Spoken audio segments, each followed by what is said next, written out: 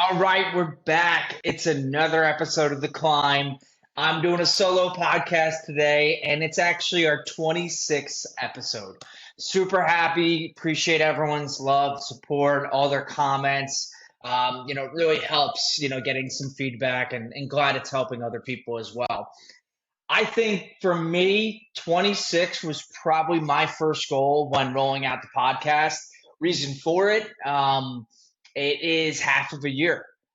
26 episodes. You got 52 weeks in the year. We do it every week.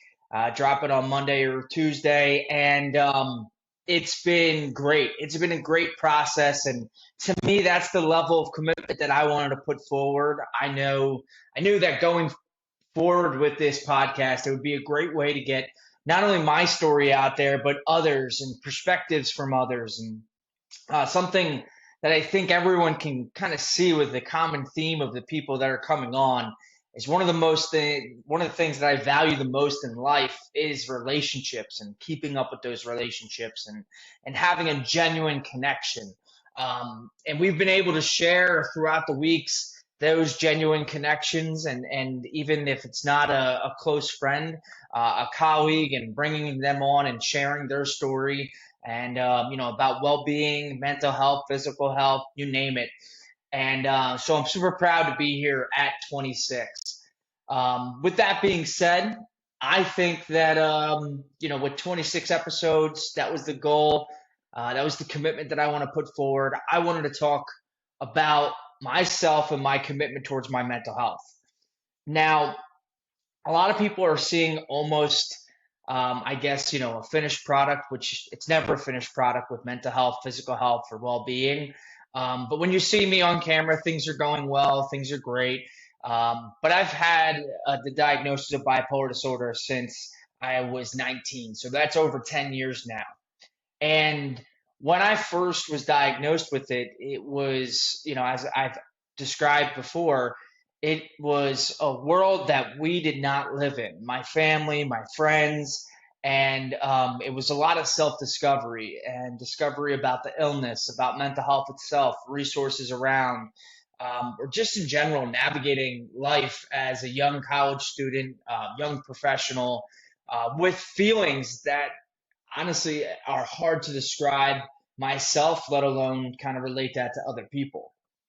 And so to say that it's been a cakewalk for 10 years is complete fraudulent. It is not true. It has been tough. It has been challenging, and it's been a hard road. And like the podcast is named, it's been a climb. My mountain presented itself 10 years ago, and I kind of consistently found myself climbing up that mountain with these traits that I have as a person, but had to learn how to develop, certain characteristics in a way that really adapted well to my mental health. And that was tough for me to realize. And a story I wanted to share with everyone was, back in college, I was a collegiate athlete, played college football. By some of you that are watching this probably already know.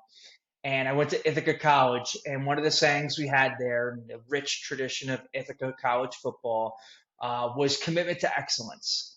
And it's exactly how it sounded. We really prided ourselves on the work ethic that we put together as a team, but also individuals, how we committed to this excellence as we walked throughout the door, and how not only should be on the football field, but all throughout life and in the classroom as well. And so that was really a huge identity for me as being a collegiate athlete, being a football player, being an Ithaca Bomber. And as some people may know my story, I had to miss my sophomore fall semester and football season, which was heartbreaking for me. And so it meant everything to be committed to get back onto the football field. And that really meant taking care of my mental health as well as my physical health. And I was able to get back on the field, and I was kind of moving forward. I was climbing up this mountain, right? And I was feeling, this type of empowerment because I wasn't letting, this illness bring me down, and I wasn't going to be defined by it, which is all well and good. But at the end of the day, the most important thing for me was to take care of my health, whether that was mental or physical health. And I was taken out of my sophomore year because I could not return to school because of my mental health. Junior year in the camp for summer, going into the season, I tore my hamstring, and that really inhibited any playing chance or being a part of a travel squad at all. Let alone I was already behind the eight ball or behind the ball with not having and playing the previous season. So my commitment, was strictly to be that better person, and in my sport, but also in my personal life with my health. And I was I would say, pretty focused senior year to kind of get back to that normalcy, and work on myself.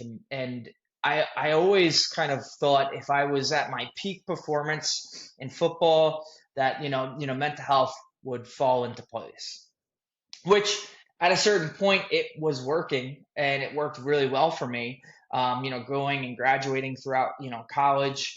Um, but it was during my senior year, and one of my favorite professors, my applied sports psychology class, he asked us in the very beginning. I think it was a spring semester, so it was after football season, or maybe it was fall, right before we were starting up in football. And he asked us to write down the four most important things, three or four most important things for us. And I began to write, my health, my family, and my friends.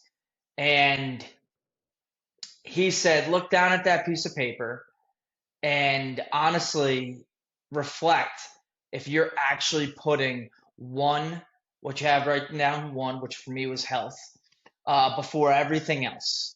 And then two, before everything else after that. And so it got me thinking at that moment, and I didn't necessarily have the internal drive to recognize the impact that it has made on me. That, hey, listen, health is my number one priority, but I am not necessarily taking care of it. I'm not keeping up with a lot of mental health routines that I needed to in college. I'm a college student. I'm being social. I'm going out. I'm drinking. I'm eating like crap. I'm sleeping like crap. All things that are really quite terrible for your mental health. And so, not that it was a problem for me to essentially live that certain life, but there was a level of commitment that I needed to put forward to live a really healthy and sustainable life living with bipolar disorder. And everything went great in college, ended up graduating on time with a minor. So 3.5 years of college, and, really like graduating on time with all my friends. Was an award-winning, football player.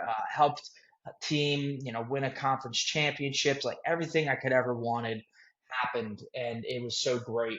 But then when I got out of college and went into the real world with the real life stressors of dealing with my mental illness without the structure and routine of football, my commitment was put to challenge, because that list of my top priorities, with health being number one, it did not really show face after college, because I was living a lifestyle that wasn't sustainable for my mental health, and going out enjoying life as a young 20-year-old, young 20s, with your friends. But I wasn't sleeping. I was working very long hours, stressful hours, and I ended up being admitted to the hospital for the second time right after I graduated college, because I wasn't committed to this certain lifestyle that I needed to live. And a manic episode came out of nowhere and smacked me right in the face. And not only did it kind of come out of nowhere, it felt like to me it came out of nowhere, but I felt like I was trying to gain a hold of this manic episode that was coming up, and rising up, and I didn't have the tools around me to get the help that I needed, to understand what I needed. I didn't fully accept that, hey, this illness can come out whenever. That, hey, this mountain that you're climbing, it may take, you may feel like you're at the top, but it may take just one little thing to knock you right off. And that's where this 26th episode, half of a year, commitment, setting yourself to it, commitment to excellence, however you want to put it. That's where I had to really look at that piece of paper, the top priorities. And if health was my number one priority, well, you bet I have to change my lifestyle. I have to, work out. I have to have a morning routine. I have to meditate. I have to go to therapy. I have to take my medication. I have to consistently relook at my medication. I have to lower my consumption of alcohol and sugary foods and focus on, sleep, all of that. And it's when I finally committed my lifestyle of health to this commitment of excellence where I really started to see, these results and be able to see, hey, this is a potential manic episode coming its way. How do I handle this? And it was years. We're talking years. I've gone almost 4 years now with my last hospitalization. And I can say now, being, a three-sport athlete in high school, being an honor roll student, activities out of the wazoo, collegiate athlete, you name it, my biggest achievement and commitment has been to my health these past 4 years. I have left it all on the table. I'm not going to let it up to chance. And that's sometimes a hard decision that you have to make of the sacrifices of what's truly important to you. Now, granted, I can keep living a lifestyle of, a young person going out, not really ignoring the illness that I have and then the, cautions that you need to take. But that's not my priority because I know if my health is in the right space, whether that's mental health, physical health, that I can actually be the person I want to be for the family that I have and the friends that I have and, put that forward. And so, I challenge everyone to look at their commitment, look at what's important to them and truly commit to it. And I'm not saying, go do a boot camp for your physical health or, really, get super strict on yourself, but find out what's truly important to you and what's holding you back. And for me, when I truly looked at my commitment and focused on making a routine, a ritual, a way of life, of living that prioritizes my health, things really have turned around. So, super happy that it's been 26 wonderful episodes of The Climb. Appreciate everyone's support. Here's to another 26. And, look forward to hearing from everyone and even hearing everyone's success stories with their own commitment. Thanks for watching, everyone.